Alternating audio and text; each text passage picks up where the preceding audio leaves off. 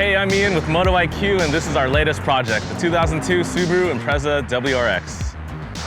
I bought this car brand new back in 2002 because I used to heavily follow WRC and was super excited when Japan announced they were bringing a US model of the WRX to the States. I've had this car for about 16 and a half years, and it's been a lot of fun, but the last 4 to 6 years, it's been pretty neglected, as you can see. I was gonna buy a new modern car, but since I started working at MotoIQ, the guys here convinced me to breathe some new life into this car. The ultimate goal for this is to make a fully competent track car, but that's still comfortable enough for me to drive on the weekends. Today we'll be overhauling our entire suspension with help from our friends over at Whiteline and ST Suspension. So let's get this thing in the garage so Mike Kojima and I can go into more detail about what we did.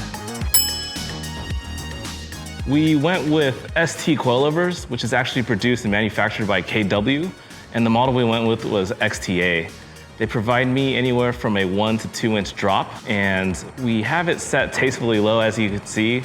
There's barely some finger gap, but we didn't want to go too low because we didn't want to rub, and I wanted to, of course, in MotoIQ fashion, keep the car functional. Yeah, and you want to always make sure that you have enough wheel travel that you don't bottom out under roll, because when you bottom out during cornering, the corner of the car that bottoms out, your spring rate effectively becomes infinite.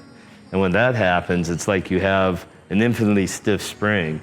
And the way suspension tuning works is weight transfer and the slip angle of the tire. So when the corner bottoms out, you get 100% weight transfer to the outside or that wheel, and the slip angle gets big and you get bad over or understeer, whichever end bottoms out first. And it's kind of unpredictable and non-linear, so you can be hanging the turn and all of a sudden you're gonna either wash out or the rear end's gonna kick out. So a single adjustable shock like these STs are typically mostly rebound adjustable, so the knob affects the compression slightly, but it typically works more on the rebound. So the way to adjust them is you typically back them off so they're slightly soft and obviously soft, and you go up one click at a time till the car gets really harsh, and then you back it off a click. This sets it up so you have good platform control and you don't have excessive rebound, so the suspension doesn't pack down. Once you get to that point, you can make fine adjustments front and rear to kind of affect the balance of the car. Like the shock is like a weight transfer capacitor. So if you want to delay onset of front weight transfer or rear weight transfer for under and oversteer control, you can actually add more rebound and that'll delay it. So that affects how the car will handle on turn in, mid-turn, corner exit, etc. But you have to get the basic tuning down, so you do that the way I said, and you can do the rest of your tuning on the track. The STs are a galvanized steel body, so it's electrozinc plated with gold chromate over it, so it's highly rust resistant. You've probably had other coilovers where the adjusting collars rust solidly onto the body really quickly, and then you're screwed. Right. Yeah, I mean, these things will probably go for years before there's a problem. I mean, they'll probably salt spray over 400 hours, so. Sweet, now I just gotta worry about the rest of the car not rusting. Yeah, highly corrosion resistant. Let's move on under the car and check out what we did as far as suspension, other bushings, and sway bars. So the first thing we did was upgrade the front and rear sway bars. My OE sway bars are 20 millimeters and not very stiff at all, and the car had a lot of understeer. So we talked to Whiteline and they hooked us up with a 24 millimeter kit for the front and rear, and that, from what they tell me, it raises the stiffness level to up to 144%. That's 144% in the sway bar's contribution to the total overall roll stiffness. But what we like to do in streetable cars is use the sway bars for a lot of the platform control, so that way you don't have ridiculously stiff springs. Right. And generally when you're running a street type tire, passenger car tires are more sensitive to tire shock, so you don't want to go too crazy with the spring and shock. So the sway bar is a good way to control lateral body motion without making the ride too crazy. Right, I know the front is 2-way adjustable and the rear is 3-way adjustable. and we set the front to be on its soft setting, so that's only 107% stiffness, but in the rear we had it in neutral, which is also 107%. Right, and since like these cars are almost like front-wheel drive cars, like a Subaru is like front-wheel drive with a rear-wheel traction assist, so it's predominantly front-heavy, and the car tends to understeer. So having more roll stiffness in proportion to stock is the way we want to go. Do you think I should move my rear sway bar setting to 144%? Probably not. I mean, for certain things like autocross, where you're doing flat turns with extremely low speed tight turns, and it's really hard to get the car to rotate, and it wants to understeer by nature, that might be a good setting. But for the street and for maybe track driving, I think that's a little too much, and you don't want the car to be too snappy. That makes sense. So in addition to just sway bars, Whiteline also provided us with just about every bushing they make. I've changed the bushings in this car, never, and it's got over 200,000 miles on it. They broke their kits down into two different parts, so they have a front essentials kit and a rear essentials kit. So the front essentials kit comes with 4 parts: the control arm bushings, the steering rack and pinion bushings, the gearbox crossmember bushings, and an anti-lift kit. This stuff's really cool, actually, because it solves a number of WRX problems that are kind of unique to the car. Like the early WRXs like yours, do you see like how the steering rack kind of like clamps on? Yeah. And the stock rubber bushings were really gushy, and they would quickly develop a lot of play, so the rack would move like that and also slide from side to side. So your steering centering would actually change and stuff, especially when you're running like sticky tires. And it would cause like a lot of vague imprecision. So we replaced this stuff with hard urethane, and it really clamps the steering rack and keeps it from moving. The other thing that it solves as a Subaru issue is the Subaru has a lot of anti-dive in the suspension geometry. It's probably so, this thing was a rally car, and it gets driven on dirt, so it has relatively soft springs, but they don't want the car to like really dive under braking when you're on tarmac, right? So soft springs, so they put anti-dive geometry in the front suspension. So what that basically does is when you brake, the torque reaction of the wheel going through the pivots actually causes like a lifting force in the front to counteract the nose diving. That sounds really cool, right? Like you're getting something for nothing. Yeah. But what's really going on is it's effectively increasing the wheel rate while you're braking. So you're under braking, you want to turn in, and it's like, oh shit, my front springs are getting stiffer because of the mechanical bind with the torque reaction. So, that can cause turn in understeer and things like that. Another bad thing is it's anti-dive, but then when the torque goes the other way, like when you're punching it, it actually causes the front of the car to lift up, which is kind of the opposite. Like when you're on the gas, you don't want the front of your car rearing up and you're losing camber and your toes going out of control, so then the car gets all squirrely.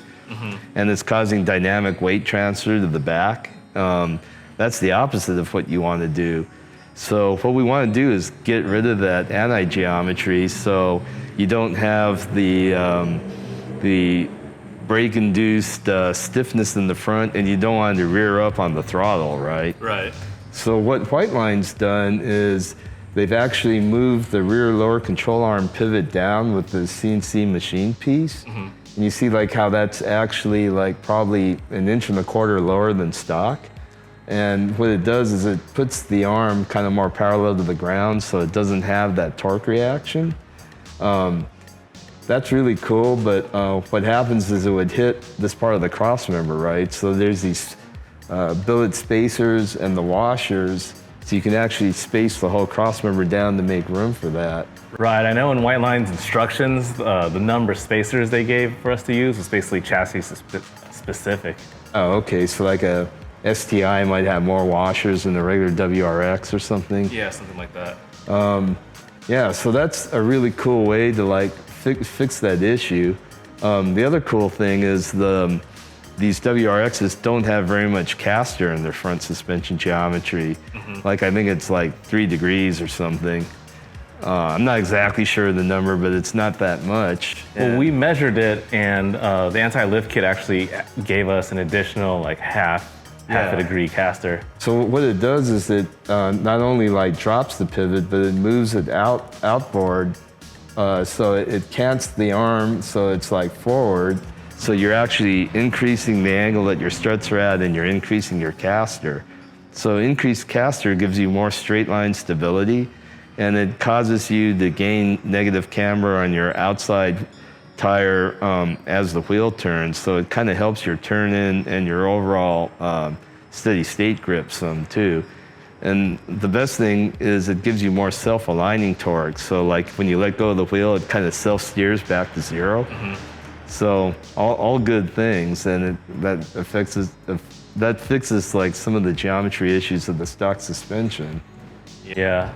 And I know in addition to the front essentials kit, we also added a couple extras, but the most important I want to point out is the bump steer correction kit over here. One of the problems with the McPherson strut car is when you lower it, especially when you make it pretty low like yours, the lower control arms start to like angle upward like that. And what that does is the roll center starts getting really low. So the roll center is the geometric point in space that the car kind of rolls around. And the distance between your roll center and your center of gravity, which is about the center line of your crankshaft, that's like a leverage arm that centrifugal force could use to make the car roll in the turn. And you're trying to get rid of roll, right? So that distance between the roll center and the CG is called the roll moment. And sure, your car's getting lower, your overall CG's getting lower, but then your roll moment's getting bigger, so your car can have more of a propensity to roll than even an unlowered. And what you could do is you want to increase your geometric anti-roll, so you want to reduce your roll moment length. So what we did is put these Whiteline ball joints in, which space the lower control arm down, and they move the lower control arm pivot downward. And when you project all the lines to figure out your roll center, that actually puts your roll center back to where it is in the stock position instead of super low. Right. So it makes up for lowering your car. The trouble with that is now your control arm is traveling a different arc than your tie rod, right? And so when they go through different arcs, one could be in this part of the arc and one could be in that part of the arc. And what that means is your wheels like are steering by themselves, just as the suspension goes through the travel. So we call that bump steer. Right. So it's important to relocate the tie rod by the same amount that you did the ball joint. So Whiteline makes a tie rod end that actually has a longer shank, so you're effectively lowering the tie rod pivot point too, and that way you keep bump steer under control. Now, I haven't driven this car hard yet to see what that feels like, but I remember we did the same type of modification on Project EP3, and it drove so much more amazing. Yeah, I mean, I think all this stuff will go a long way to reduce the typical understeer you have, especially the low-speed understeer. And it's going to make your car feel more stable, better steering feel for a number of reasons, and you're going to really like it. I mean, I think we can totally eliminate the understeer and really improve your front grip. I'm pretty excited to test it out. Before we do that, let's check out what we did to the back. All right. So before we get into the rear essentials kit, I wanted to point out something that Whiteline made that came with their sway bar kit. These hardened mounts right here. I found out the hard way that you need to upgrade your mounts when you upgrade your sway bars. Before this 24mm sway bar, I had a 22mm sway bar, but without any upgraded mounts. And after a couple months of driving, it just ripped out and I was dragging my sway bar behind the car. This kit also comes with some really solid end links. Yeah, they're CNC billet out of aluminum, and then they have really hard bushings in there. The stiffness is kind of important because you see how it has to bend around the lateral arms. So like if you had like a really wimpy one, that would just totally tweak out. This dirty piece right here are my lateral links. They're actually a Whiteline piece that I've had for over 10 years. and we took them apart. They gave me some refreshed bushings, but we punched them out, and the bushings that were put on from back then were actually still in good condition. Even after 10 years. Yeah, 10 years and a lot of abuse. Probably more than 100,000 miles too, right? Yeah, just about 100 to 120,000 miles in the last 10 years. And we took them out and they were fine, but we wanted to refresh everything, so we went ahead and kept the lateral links, but we changed the bushings out. You also changed the trailing arm bushings too, right? Right, the trailing arm bushings are part of the rear essentials kit. So that includes the trailing arm bushings, the diff bushings. In addition to something that's not in the kit, we got the subframe lock kit as well. The Whiteline engineers actually put data logging and like a dial indicator on the cross member. Not really data logging, but they put a dial indicator with like an indicator stop. And they found that the cross member, when you have sticky tires, like on track generated G loads, actually moves as much as an inch. And an inch is huge to cause handling imprecision and stuff. So what they did is they came out with this special shoulder bolt that goes right in here to an existing threaded hole, and it screws in, the shoulder locks the subframe to the unibody so it can't move side to side at all.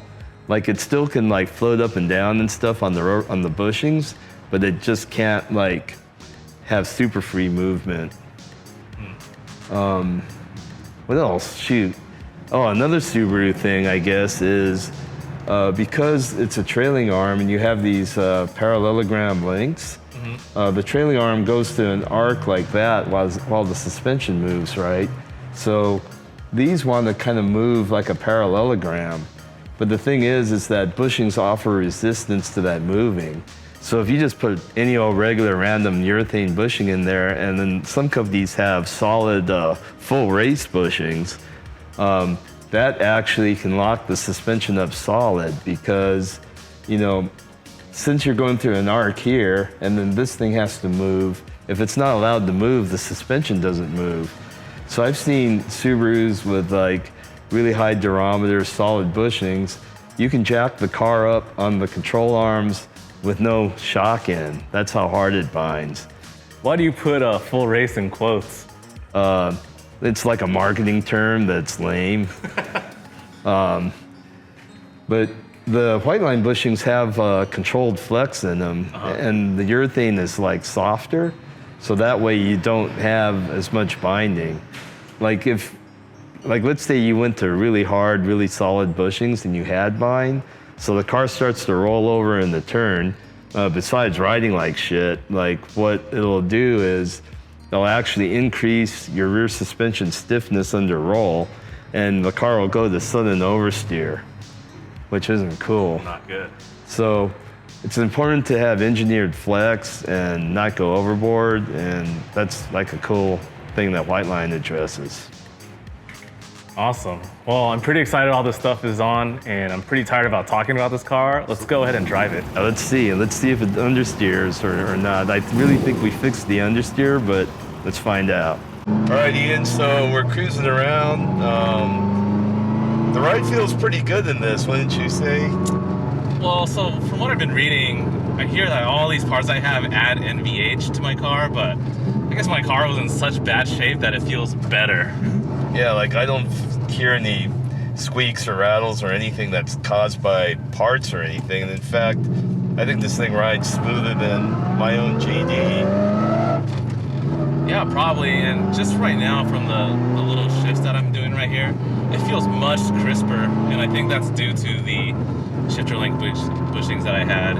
And for whatever reason, engaging in first is a lot easier as well. Oh, okay.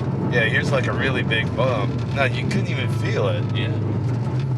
Let's swing this turn. Yeah, that's nice. No hop or anything. And that was a real bumpy turn. And here comes some more big bumps. And that's hardly anything. Swing this turn real hard. That's really nice. Yeah, everything just feels so much smoother and crisper and tight. Yeah, there's like no body roll. You don't really feel any bumps here or anything, do you? No, the wheel feels completely in control in my hand. Overall, it's so much better than what I'm used to driving. I hated driving this for the last couple years because of what bad condition it was. Yeah, so the ride quality is really good. You know, I'm kind of surprised there isn't even that much NVH, even with the spherical bearings in the top of the struts and all that.